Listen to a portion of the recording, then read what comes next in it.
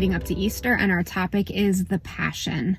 The verse I'm going to read today is Hebrews chapter 2, verse 12. It says, "Looking unto Jesus, the author and finisher of our faith, who for the joy set before him endured the cross, despising the shame, and has sat down at the right hand of the throne of God." I came across this verse for the first time. I was a teenager. I was in high school, and I was really into reading Hebrews at the time. I had kind of just discovered the book and found it so poetic and so beautiful. And that line, "For the joy set before him, he endured the cross," that really struck me. And this is how I saw it. This is what I thought that verse meant. Jesus enduring the cross is pretty much the epitome of pain. It's like one of the most painful, difficult things that could be experienced. So I thought of it like a pain scale. Like if you go to the doctor and they say, and you have an injury, and the doctor says on a scale of 1 to 10, how much does it hurt? So number 10 would be the most. So Jesus enduring the cross was like top of the pain scale. But it says he endured it for the joy that was set before him. And I thought of joy as like over here on the other end of the scale. And I felt that Jesus must have like been going through that awful, painful experience and looked ahead with like these spiritual eyes and known that there was joy coming and things were going to be better. And that's what helped him endure.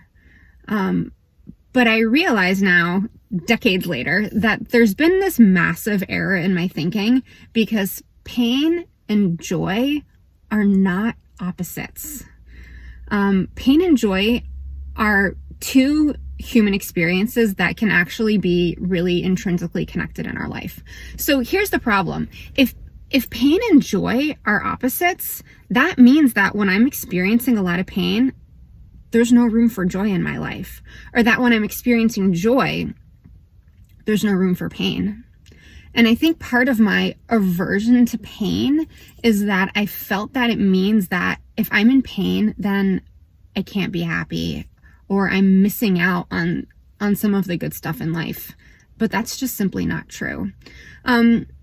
Interesting thing, in this story about Jesus, after Jesus is crucified, he dies, and then we know in the story 3 days later, he rises again and he appears to his disciples. So he's got this new body. It's his glorified body. It's his heavenly body, whatever you want to call it. It's perfect, right? Like that's how he shows up in he's not in his totally human form anymore. He's in this kind of godly human form. But he shows up to his disciples, and they kind of don't recognize him, and they say, "Is it really you?" And the way he proves who he is by showing them his hands. He says, "Look at my hands," and he shows them the scars and the wounds that he had. Now, I don't know about you, but if I think about a perfect body, I think of it as not having any scars, not having any wounds or any damage. But the amazing thing is that Jesus's perfect body does. It has these marks from the injuries that he went through. We often try to hide the hurt parts of us, the injured parts, the wounded parts of us, the parts that have been in pain. But for Jesus, the thing that caused him the most pain became an identifier, and the really significant part of his story is that he overcame that. The wounds, they weren't fresh wounds, they were healed. They were a sign that something awful had been gone through, and he came out on the other end of it victorious. Now, if we hide our wounds, if we hide our pain and our sorrow, and we only want to put the joyful stuff out there, we don't have a story. We're not able to go through that process and come out victorious on the other side. So what I want to encourage you in, and I'm speaking to myself in this too, because I don't like to share the difficulties. I like to share the good stuff in life, but we need to be able to accept the fact that human experience entails pain and human experience entails suffering. Those are all really normal parts of life.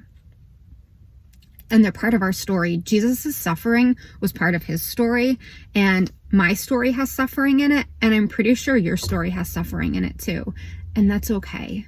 And when we can talk about that pain and suffering, it's part of the journey to being able to talk about the victory that we are going to experience as well. So I used to think about that verse in Hebrews as a pain scale. And I'm learning that joy and pain can happen at the same time. And part of getting through the pain is being able to take joy along with you. So this is what I mean by that.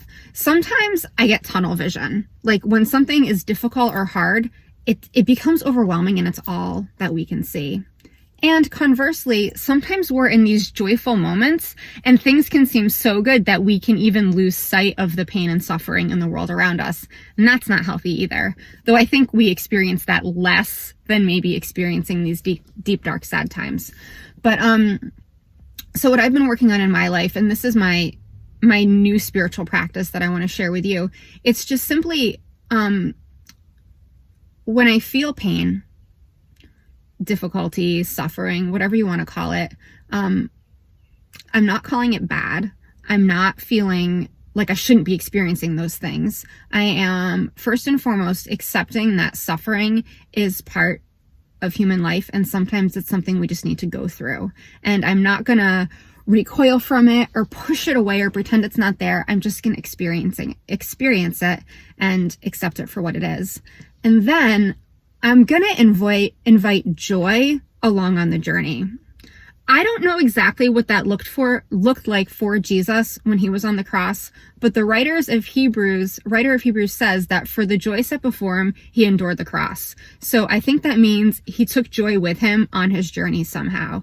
So as I am experiencing pain, I'm also going to hold space to experience joy at the same time and just bring to mind and an awareness of the things that are really joyful and good and beautiful in my life and in the world. And I'm not going to get so tunnel focused on just those really, really difficult things that are going on. So that's the message I have for you today as we're coming up to Easter and going through this week of focusing on the Passion.